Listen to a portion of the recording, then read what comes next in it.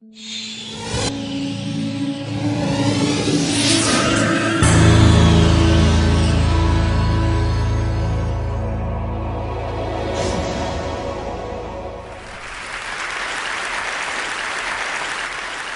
I thought I would do is I would start with a simple request.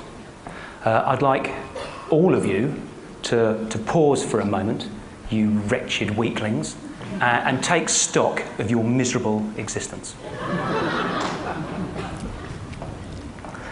Now, that was the advice that St. Benedict gave his rather startled followers in the 5th century. And it was the advice that I decided to follow myself when I turned 40. Up until that moment, I had been that classic corporate warrior. I was eating too much, I was drinking too much, I was working too hard, and I was neglecting my family. And I decided that I would try and turn my life around. In particular, I decided I would try to address the thorny issue of work-life balance. So I stepped back from the workforce, and I spent a year at home with my wife and 4 young children. But all I learned about work-life balance from that year was that I found it quite easy to balance work and life when I didn't have any work. Not a very useful skill, especially when the money runs out. So I went back to work, and I've spent the 7 years since struggling with, studying, and writing about work-life balance. And I have 4 observations I'd like to share with you today. The first is, if society is to make any progress on this issue, we need an honest debate. But the trouble is, so many people talk so much rubbish about work-life balance. All the discussions about flexi time, or dress-down Fridays, or paternity leave, only serve to mask the core issue, which is that certain job and career choices are fundamentally incompatible with being meaningfully engaged on a day-to-day basis with a young family. Now, the first step in solving any problem is acknowledging the reality of the situation you're in. And the reality of the society that we're in is there are thousands and thousands of people out there leading lives of quiet, screaming desperation, where they work long, hard hours at jobs they hate to enable them to buy things they don't need to impress people they don't like.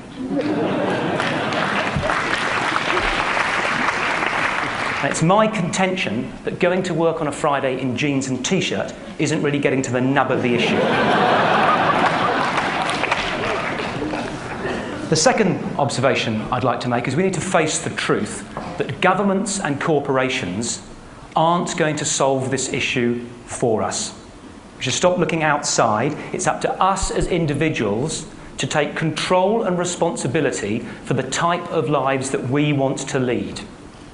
If you don't design your life, someone else will design it for you, and you may just not like their idea of balance. It's particularly important, this isn't on the World Wide Web, is it? I'm about to get fired. It's particularly important that you never put the quality of your life in the hands of a commercial corporation. Now, I'm not talking here just about the bad companies, the abattoirs of the human soul, as I call them. I'm talking about all companies, because commercial companies are inherently designed to get as much out of you as they can get away with. It's in their nature, it's in their DNA, it's what they do, even the good, well-intentioned companies. On the one hand, putting childcare facilities in the workplace is wonderful and enlightened. On the other hand, it's a nightmare that just means you spend more time at the bloody office. We have to be responsible for setting and enforcing the boundaries that we want in our life. The third observation is we have to be careful with the time frame that we choose upon which to judge our balance. Before I went back to work, after my year at home, I sat down and I wrote out a detailed, step-by-step description of the ideal balanced day that I aspired to. And it went like this. Wake up well rested after a good night's sleep. Have sex. Walk the dog. Have breakfast with my wife and children. Have sex again. Drive the kids to school on the way to the office. Do 3 hours work. Play sport with a friend at lunchtime. Do another 3 hours work. Meet some mates in the pub for an early evening drink. Drive home for dinner with my wife and kids. Meditate for half an hour. Have sex. Walk the dog. Have sex again. Go to bed.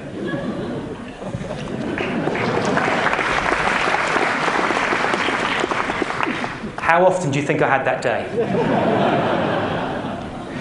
We need to be realistic.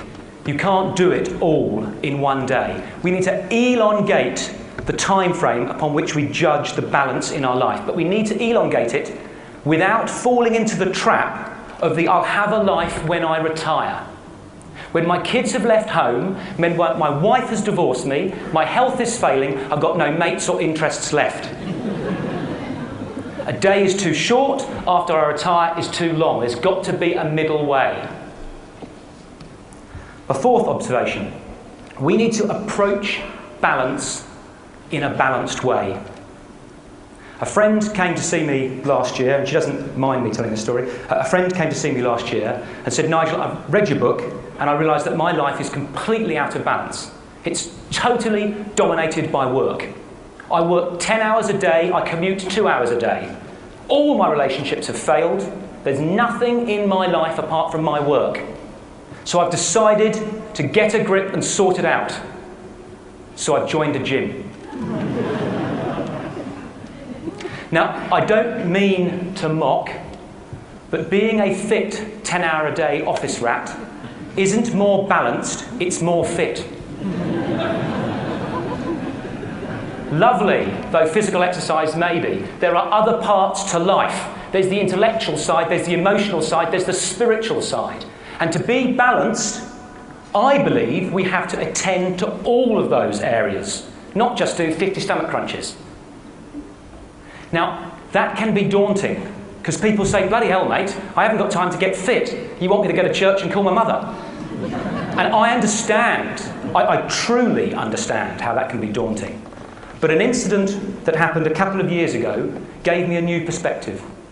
My wife, who is somewhere in the audience today, called me up at the office and said, Nigel, you need to pick our younger son up, Harry, from school. She had to be somewhere else with the other 3 children for that evening.